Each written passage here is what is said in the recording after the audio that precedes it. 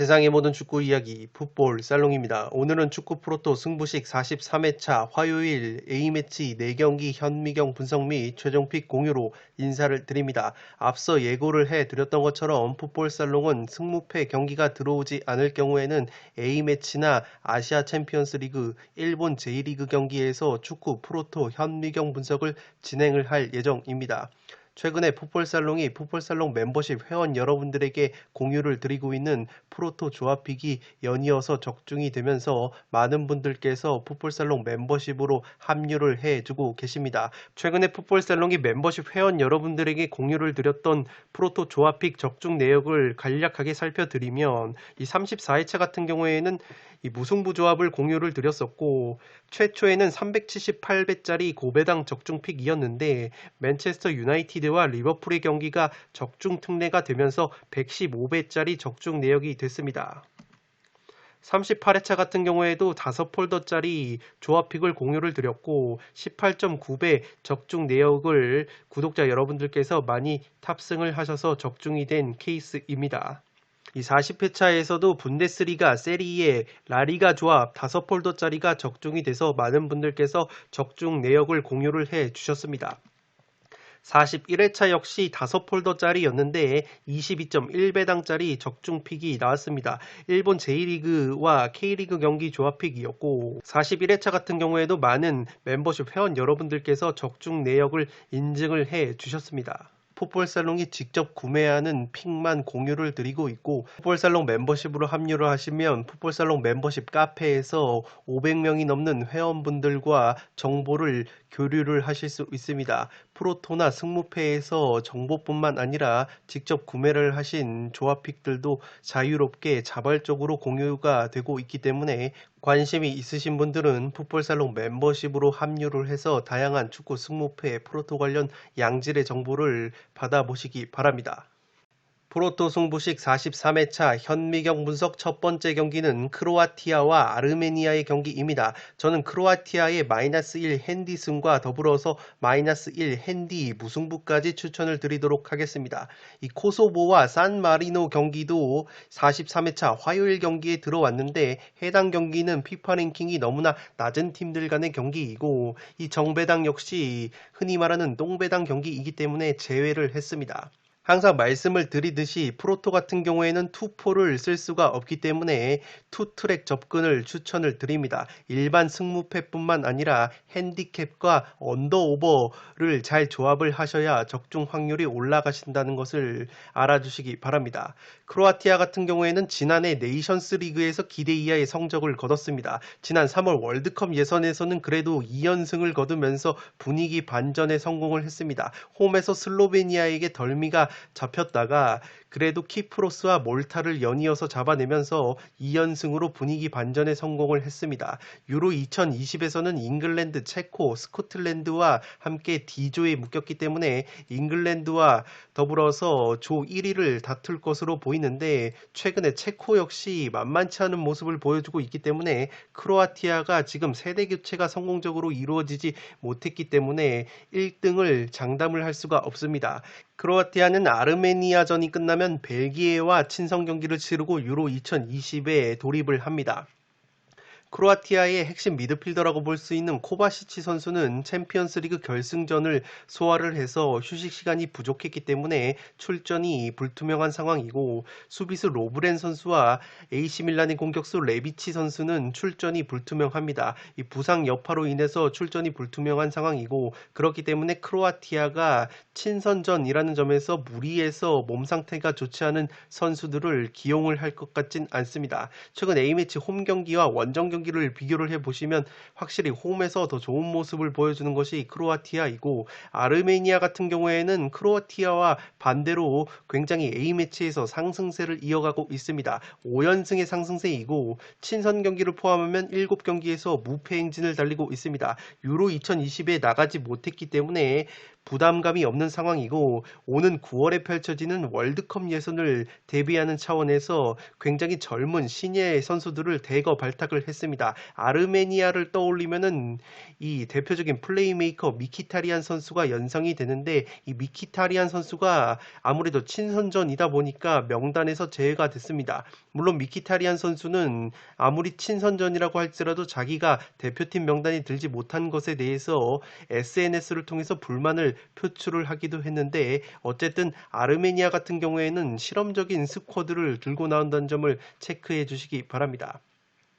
살롱 코멘트에서 정리를 해드리면 최근 경기력적으로는 크로아티아가 세대 교체가 성공적으로 이루어지지 못한 면이 있습니다. 하락세라고 볼 수는 있는데 그래도 월드컵 예선 2경기에서 2연승을 통해서 분위기 반전에는 성공을 했습니다. 이 경기는 아르메니아의 분위기를 봐서 상당히 이변 결과를 예측하시는 분들이 많을 텐데 그래도 제가 크로아티아 사이드로 가는 이유는 이 최근에 크로아티아가 A매치에서 부진했던 것이 최전방 공격 자원들의 컨디션이 좋지 못하다는 것이었는데 그래도 크라마리치, 부디미르 같은 선수들이 지난 3월 A매치 이후에 리그로 돌아가서 리그 경기에서는 굉장히 좋은 골 감각을 보여줬습니다. 크라마리치 같은 경우에는 독일 분데스리가 호펜하임에서 골을 많이 넣어줬고 부디미르 선수는 스페인 라리가 오사수나에서 특유의 뚝배기를 앞세워서 꾸준하게 골을 넣었기 때문에 이 크로아티아가 최전방 공격 자원들이 골 감각이 나쁘지 않다는 점에서 크로아티아 쪽을 조금 믿어보려고 합니다. 크로아티아가 페트코비치나 부디미르 같은 공격 자원들이 190cm가 넘는 장신 공격 자원들인데 이 아르메니아의 센터백 조합, 중앙 수비 조합이 제공권이 강한 조합이 아닙니다. 주전 중앙 수비수인 안드레이 칼리시르 선수는 신장이 180cm밖에 안 되고 제공권이 약점으로 분류가 되는 선수입니다. 칼리시르와 더불어서 중앙 수비를 담당하고 있는 하로얀 선수 역시 신장이 185밖에 되지 않기 때문에 이 중앙 수비 조합이 그렇게까지 제공권이 좋지 못하다는 점에서 크로아티아가 자랑하는 페트코비치, 부디미르 같은 장신 공격수들에게 고전을 할 가능성이 있어 보입니다. 크로아티아는 유로 2020을 앞두고 옥석 고르기 느낌이 강한 만큼 벨기에와의 평가전을 앞두고 굉장히 실험을 받는 선수들이 의지가 대단할 것으로 보입니다. 반대로 아르메니아 같은 경우에는 유로 2020에 출전을 하지 않기 때문에 카파로스 감독이 보다 장기적으로 월드컵 예선을 염두에 둔 젊은 자원들을 대거 발탁을 했기 때문에 경험적으로나 경기력적인 측면에서 크로아티아에게 열세일 것으로 보입니다. 다만 크로아티아가 최근 경기력이 좋지 못했고 아르메니아가 A매치에서 워낙에 좋은 기세를 유지를 했기 때문에 크로아티아가 이 핸디승이 아니라면 오히려 한 골차 신승 정도가 나올 가능성도 있어 보입니다. 따라서 -1 핸디 무승부까지 추천을 드리도록 하겠고 배당을 조금 올리셔서 이 도박을 걸어보고 싶으신 분들은 -1 핸디 무를 안정적인 픽을 구성하실 분들은 크로아티아의 -1 핸디승을 추천드리겠습니다. 두 번째 경기는 슬로바키아와 불가리아의 경기인데 슬로바키아의 일반승과 더불어서 -1 핸디승까지 추천을 드리도록 하겠습니다.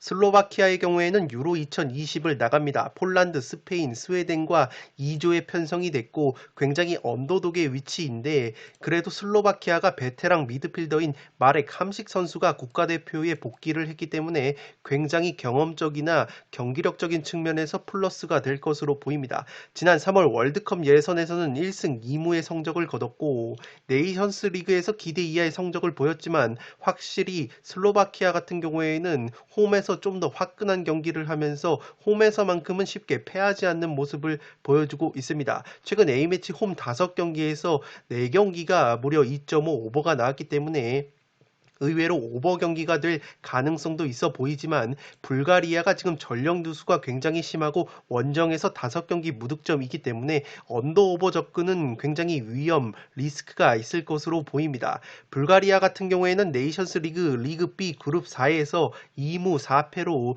최하위에 처졌기 때문에 리그 C로 강등이 됐습니다. 최근 3월 월드컵 예선에서는 1무 2패로 나쁜 성적을 보여줬고 A매치 원정 경기 5경기 5경기에서 득점이 없습니다. 2무 2패를 거두는 상황 속에서 득점이 없기 때문에 원정 고자인 불가리아가 슬로바키아를 넘기에는 버거워 보이는 매치라고 보시면 되겠습니다. 지금 불가리아가 A매치 25경기에서 승리가 단 2번밖에 없기 때문에 흐름이 굉장히 좋지 않고, 주장인 코스타디노프 선수가 근육 부상으로 아웃이 됐기 때문에 전력 누수까지 있는 것이 불가리아입니다. 지난 3월 월드컵 예선에 포함이 됐던 7명가량의 베테랑 자원들이 이번 친선 명단에 빠져 있기 때문에 굉장히 전력 누수가 심한 것이 불가리아라고 보시면 되겠습니다. 살롱 코멘트에서 정리를 해드리면, 슬로바키아의 경우에는 유로 2020 옥석 고르기 과정이라는 점에서 선수들의 동기부여가 클 것으로 보입니다. 베테랑 미드필더 함식의 복귀는 경험적인 측면이나 경기 운영적인 측면에서 굉장히 플러스 요인으로 작용을 할 것으로 보입니다. 슬로바키아가 의외로 홈 경기에서는 득점도 꾸준히 하고 실점도 꾸준히 하면서 2.5 오버 경기가 굉장히 많이 나오는데, 함식이 돌아온 상황에서 그래도 쾰른에서 활약을 하는 욘드레이 두다 선수, 수비 쪽에는 인터밀란의 수비수 슈크리니아르와 골키퍼 두브라브카, 뉴캐슬에서 활약을 하는 두브라브카까지 있기 때문에 공수에서 믿을만한 자원이 있다고 보시면 되겠습니다. 반면에 불가리아는 최근 A매치 원정 성적이 굉장히 좋지 못하고 5경기에서 원정 득점이 없을 정도로 원정 고자의 경기력을 보여주고 있습니다. 뿐만 아니라 핵심 미드필더이자 팀의 주장을 맡고 있는 코스타디노프가 부상으로 이탈을 했기 때문에 중원 쪽의 전력 누수가 심하다고 보시면 되겠습니다. 지난 3월 월드컵 예선에 포함됐던 베테랑 자원들이 대거 명단에서 제외가 됐기 때문에 이 경험적인 측면에서 슬로바키아에게 될 것 같지가 않습니다. 다만 서두에서 제가 언더오버 접근은 조금 리스크가 있다고 말씀을 드렸는데, 슬로바키아가 의외로 홈에서 2.5 오버 경기가 많지만 혼자서 3골을 넣은 경기는 없었습니다. 이 상대팀이 1골 이상 넣어준 경기에서 2.5 오버 경기가 나왔는데, 불가리아가 지금 원정에서 5경기째 무득점에다가 원체 원정 고자 경기력을 보여주고 있고 전력 누수가 굉장히 심하기 때문에 불가리아가 슬로바키아 원정에서 골문을 열기에는 버거운 경기라고 보여지고, 마찬가지로 슬로바키아가 혼자서 3골을 넣은 경기는 없기 때문에 제가 보기에는 최대치가 나온다면 이 경기는 2대0 정도의 승리가 유력하지 않을까 싶습니다. 따라서 안정적인 픽을 구성하실 분들은 슬로바키아의 일반 승리를 추천을 드리도록 하겠고, 배당을 조금 올리셔서 도박을 걸어보고 싶으신 분들은 -1 핸디승까지 추천을 드리도록 하겠습니다. 3번 경기는 북마케도니아와 슬로베니아의 경기인데, 일반 무승부와 더불어서 북마케도니아의 한 골차 승리 -1 핸디물을 추천드리도록 하겠습니다. 양팀이 피파 랭킹이 굉장히 비슷하다는 점에서 팽팽한 매치가 예상이 되고, 북마케도니아 같은 경우에는 최근 A매치 5경기 3승 2패의 성적을 보여주고 있습니다. 직전 3월 월드컵 예선에서 독일을 상대로 깜짝 승리를 거둔 북마케도니아인데, 최근 A매치 홈 경기와 원정 경기를 비교해 보시면 확실히 홈에서 극강의 모습을 보여주고 있습니다. 홈에서는 3승 1무의 성적을 보여주는 가운데 10골 3실점을 보여주고 있고, 원정에서는 1승 2무 2패로 실점이 9골이나 되는 북마케도니아이기 때문에 확실히 홈에서 강점을 보인다고 생각하시면 되겠습니다. 오스트리아, 네덜란드, 우크라이나와 유로 2020 C조에 편성이 된 북마케도니아이기 때문에 슬로베니아를 상대로 옥석 고르기에 나설 가능성이 높습니다. 슬로베니아전 이후에 카자흐스탄과 평가전을 치른 다음에 오스트리아와 격돌을 하는 일정입니다. 북마케도니아의 주요 자원으로는 제노아에서 활약을 하고 있는 판데프, 나폴리에서 활약을 하고 있는 젊은 미드필더 엘마스, 레반테의 미드필더 바르디, 리즈 유나이티드에서 활약을 하는 알리오스키 등이 있습니다. 이 바르디 선수는 코로나19 양성으로 인해서 자가격리에 들어갔다는 소식이 있기 때문에 이번 슬로베니아전의 출전이 굉장히 불투명합니다. 최근 A매치 홈 7경기에서 무패를 달리고 있는 북마케도니아이기 때문에 슬로베니아를 상대로 쉽게 패배를 할 것 같진 않습니다. 슬로베니아 같은 경우에는 최근에 A매치에서 잘 나가다가 2연패를 당하면서 조금은 주춤을 하고 있습니다. 3월 월드컵 예선에서 크로아티아를 꺾는 이변을 보여줬다가 러시아, 키프로스에게 연이어서 덜미가 잡히면서 기세가 한껏 꺾인 모습입니다. 최근 A매치 경기 성적을 보시면 홈과 원정을 비교해 봤을 때 홈에서 확실히 훨씬 더 좋은 모습을 보여주는 것이 슬로베니아입니다. 홈에서는 4승 2무 8골 1실점의 극강의 모습을 보여주고 있는데 원정만 가면은 2승 1무 2패로 성적도 좋지 못한데 최근 두 경기에서는 한 골밖에 넣지 못하는 빈공을 보여주고 있습니다. 대표 선수로는 아틀레티코 마드리드의 수문장 얀 오블락 골키퍼가 있고 아탈란타에서 활약을 하고 있는 공격수 일리치치 선수가 있습니다. 살롱 코멘트에서 정리를 해드리면 양 팀의 친선전에 임하는 동기부여가 확실히 다릅니다. 피파 랭킹은 지금 한 계단 차이로 굉장히 비슷한 전력을 구축을 하고 있다고 보시면 되겠는데 북마케도니아 같은 경우에는 유로 2020을 위한 담금질의 과정이고 슬로베니아는 9월 월드컵 예선을 준비하기 위한 옥석 고르기라고 보시면 되겠습니다.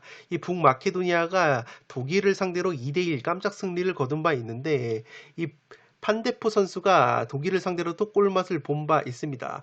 이 3월 월드컵 예선 이후에 판데포 선수가 소속팀 제노아에서 3골 1도움을 올려주면서 제노아의 1부 리그 잔류에 일조를 했습니다. 마찬가지로 독일전에서 골맛을 봤었던 21살 나폴리에서 활약을 하고 있는 젊은 미드필더 엘마스 선수 역시 나폴리에서는 비록 짧지만 꾸준하게 교체로 출전 시간을 소화를 했기 때문에 경기 감각 자체는 올라와 있다고 보시면 되겠습니다. 리즈 유나이티드에서 왼쪽 풀백은 물론 측면 공격까지 소화가 가능한 알리오스키 선수 역시 후반기 프리미어리그에서 3개의 어시스트를 올리면서 리즈의 유종의 미에 일조를 했기 때문에 경기 감각 자체가 북마케도니아 선수들이 올라왔다고 보시면 되겠습니다. 슬로베니아 같은 경우에는 3월 월드컵 예선에서 연이어서 2연패를 당하면서 상승세가 한풀 꺾였습니다. 홈과 원정에서 기복이 있는 이 슬로베니아이기 때문에 홈에서 극강의 모습을 보여주는 북마케도니아를 상대로 승리까지는 힘들어 보입니다.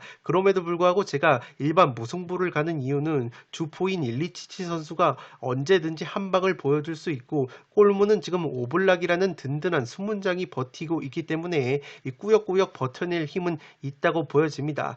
이 상대 전적면에서 북마케도니아가 4승 1무 1패 우위를 점하고 있는 매치업이기 때문에 북마케도니아의 승리가 나온다면 한 골차 근소한 우세승이 유력해 보이는 경기입니다. 최근 맞대결에서도 유로 2020 예선에서 이 엘마스 선수가 2골을 넣으면서 한 골차 신승을 거둔 바 있는 매치업이기 때문에 이 무승부가 나오지 않는다면 북마케도니아의 한 골차 신승 -1 핸디 무승부가 유력하지 않나 싶습니다. 다만 제가 주력으로 일반 무승부를 가는 이유는 북마케도니아의 플레이메이커라고 볼 수 있는 에니스 바르디 선수가 코로나19 양성 판정으로 인해서 결장을 할 것으로 보입니다. 이 바르디 선수가 소속팀 레반테에서는 최근에 공격 포인트가 없었는데 이 북마케도니아 대표팀에서는 1골 2개의 어시스트를 기록을 하면서 맹활약을 하고 있었기 때문에 중원에서 바르디 선수가 나오지 못한다면 이 공격 쪽의 전력 두수가 굉장히 클 것으로 보입니다.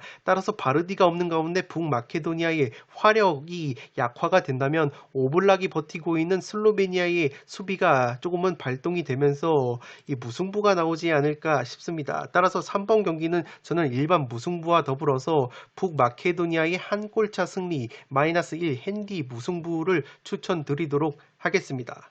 마지막 경기는 폴란드와 러시아의 경기인데 2.5 오버와 더불어서 폴란드의 -1 핸디 무승부를 추천드리도록 하겠습니다. 폴란드 같은 경우에는 최근 A매치 5경기에서 1승 1무 3패로 분위기 자체는 그렇게까지 좋지 못합니다. 다만 홈과 원정을 비교해 보시면 홈에서는 4승 1무 1패로 극강의 모습을 보여주는 가운데 골이 무려 14골이나 있습니다. 실점 역시 3실점밖에 하지 않고 있기 때문에 폴란드가 확실히 홈에서만큼은 공수에서 밸런스를 갖춘 모습을 보여주고 있습니다. 3월 월드컵 예선에서 1승 1무 1패를 거뒀는데 최근에 네이션스 리그에서 고배를 마신 폴란드가 감독을 교체를 했습니다. 파울로 소사 감독 부임 이후에 월드컵 예선에서는 그래도 1승 1무 1패로 나쁘지 않은 성적을 보여준 폴란드이기 때문에 소사 감독 체제에서 분위기 반전에는 어느 정도 성공을 한 것으로 보입니다. 폴란드의 주요 선수로는 바이에른 뮌헨에서 활약을 하고 있는 레반도프스키를 비롯해서 경기에서 나폴리의 지엘린스키, 리즈 유나이티드의 클리흐, 사우스햄튼의 수비수 베드나렉, 유벤투스의 골키퍼 슈체스니 등이 있습니다. 이 폴란드가 최근 홈 6경기에서 이탈리아전 0대0 무승부와 우크라이나전 2대0 승리를 제외하면 4경기에서 모두 2.5 오버가 나올 정도로 화끈한 경기를 펼친다는 점에서 2.5 오버가 조금은 유력해 보이고, 그것과 더불어서 지금 러시아가 원정에서 수비력이 너무나도 좋지 못합니다. 지금 원정 2승 1무 3패를 거두는 가운데 실점이 무려 13골이나 되기 때문에 이 러시아가 원정에서의 고자 수비력이 나온다면 충분히 폴란드의 홈 화력과 맞물려서 2.5 오버 경기가 나오지 않을까 싶습니다. 최근 A매치 5경기에서 러시아가 2승 3패로 그렇게까지 좋지 못한 흐름을 보여주고 있기 때문에 러시아가 폴란드를 상대로 승리까지는 조금은 힘들어 보입니다.